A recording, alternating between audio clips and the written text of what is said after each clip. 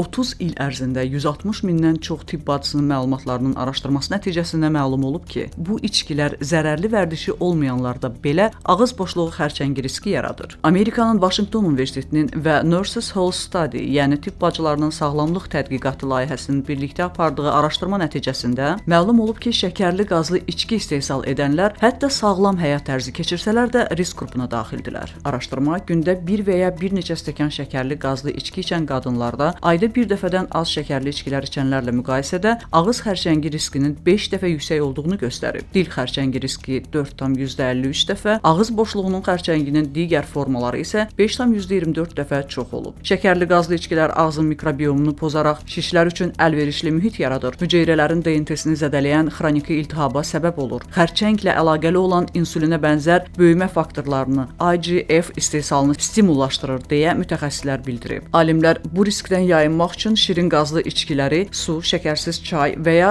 şəkər əlavə edilməmiş içkilərlə əvəz etməyi, müntəzəm olaraq diş müayinələrindən keçməyi məsləhət görür. Xatırladaq ki, Ümumdünya Səhiyyə Təşkilatı gündə 25 qramdan, yəni təxminən 5 çay qaşığından çox şəkər istehlak etməməyi məsləhət görür.